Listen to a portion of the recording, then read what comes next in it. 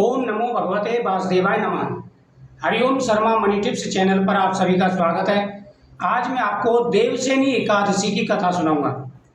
देवसेनी एकादशी की इस कथा का श्रवण करने से एकादशी के व्रत का पूर्ण फल प्राप्त होगा, आपकी प्रत्येक मनोकामना पूरी होगी।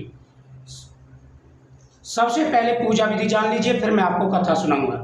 सुबह स्नान करने के बाद में सबसे पहले भगवान कृष्ण को स्नान कराएं। लड्डू गोपाल जी की जो प्रतिमा होती है उनको आपको स्नान कराना है। स्नान कराने के बाद में भगवान को चंदन का टीका और तुलसी दल समर्पित करें। भगवान के सामने हाथ जोड़ें और संकल्प जरूर करें कि प्रभु मेरा ये नाम है, मेरा ये गोत्र है, आज मैं व्रत रखूंगी।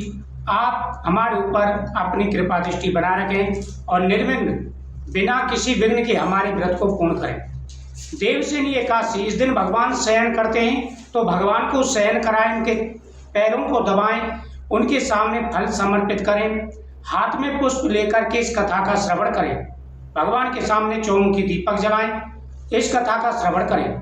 इस दिन घर में तामस भोजन वगैरह नहीं बनना चाहिए, आपको असत्य नहीं बोलना है, किसी से लड़ाई झगड़ा नहीं करना है, दूसरे घर का अन्न भी नहीं खाना है। अब आप कथा सुनिए और कथा सुनने के बाद में भगवान के सामने जो प्रसाद रखा है वो आप जरूर बांटें सभी में। फल का प्रसाद आप भी खाएं। धर्मराज युधिष्ठिर ने कहा, हे जनार्दन, अब आप आषाढ़ माह के शुक्ल पक्ष की एकादशी का नाम बताइए। उस दिन कौन से देवता की पूजा होती है, उसकी विधि क्या है तथा उसकी व्रत कथा विस्तार से बताइए। धर्मराज युधिष्ठिर ने भगवान कृष्ण से कहा कि प्रभु अब आप देवसेनी एकादशी के बारे में हमें बताइए। किस देवता की पूजा की जाती है, किस प्रकार से व्रत करना चाहिए, संपूर्ण विधि हमें बताने की कृपा करें। जनार्दन बोले, हे धर्मराज, एक बार नारद जी ने भी श्री ब्रह्मा जी से यही प्रश्न किया था।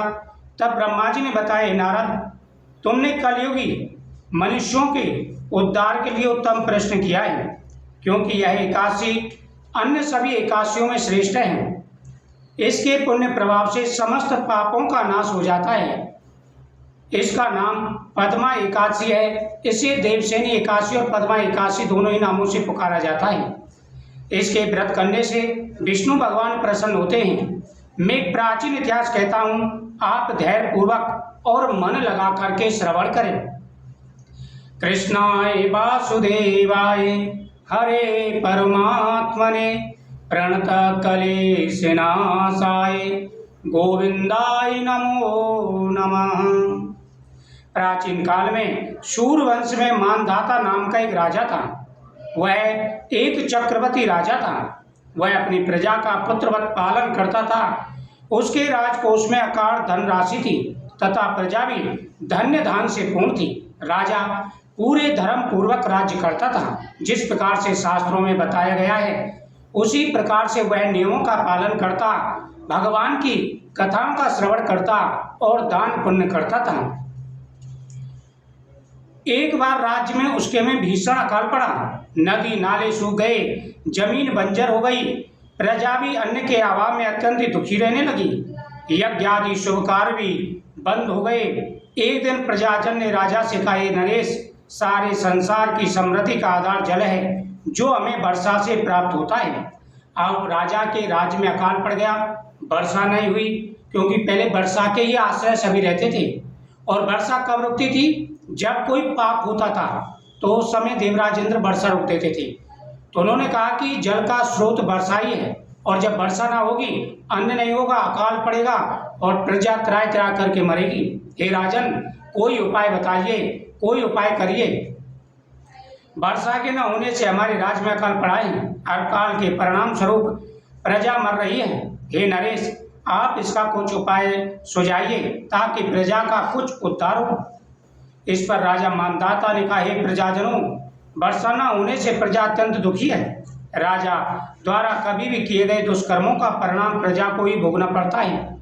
परंतु बहुत सोच विचार करने के बाद भी मुझे अपना कोई भी पाप कर्म याद नहीं आता। हे प्रजाजनों, यदि राजा कोई बुरा कर्म करता है या पाप कर्म करता है तो उसका परिणाम प्रजा भोगती है। लेकिन मैंने खूब सोच विचार किया, मैंने अपने जीवन में कोई पाप नहीं किया है। कुछ विचार करके राजा मानधाता विष्णु भगवान का पूजन कर राज्य के कुछ मुख्य जनों के साथ इस समस्या के हल के लिए वन की ओर चल दिया। वन वन ऋषियों के आश्रम में घूमते हुए अंत में ब्रह्मापुत्र ऋषिराज अंगराजी के आश्रम में जा पहुंचा। राजा अपने रथ से उतरकर साथियों सहित आश्रम में जा पहुंचा। राजा ने अपने साथियों सहित ऋषि की चरण वंदना की और नमन किया।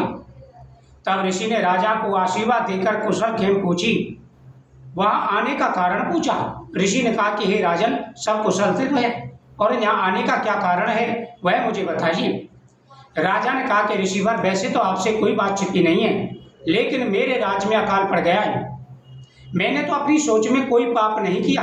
कहते हैं कि जैसा राजा करता है उसी प्रकार से प्रजा को दंड मिलता है, लेकिन मैंने कभी कोई पाप नहीं किया, सदा ही धर्म पूर्वक राज्य किया है। फिर भी मेरे राज्य में अकाल क्यों पड़ा?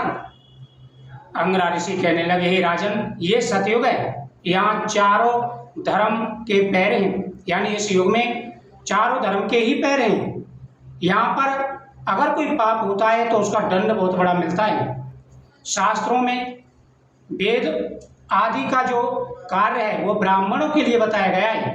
लोग ब्रह्म की उपासना करते हैं। वेद पढ़ना, शास्त्र पढ़ना, पूजा पाठ कराना, यज्ञ अनुष्ठान करना, ये सभी ब्राह्मणों के कर्म हैं।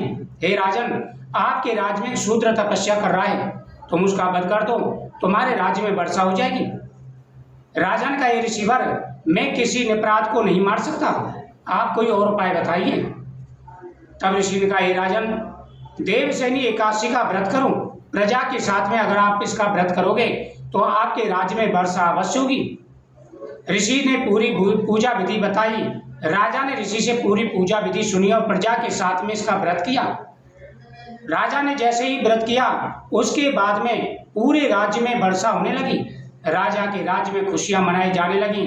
धर्म कर्म के राज्य के सभी कार्य शुरू हो गए और प्रजा में सुख और शांति आ गई।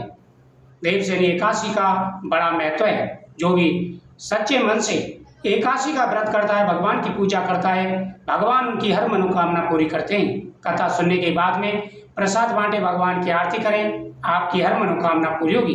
द्वादशी के दिन तुलसी का पत्र खा करके व्रत का पारण करें। जय श्री कृष्ण।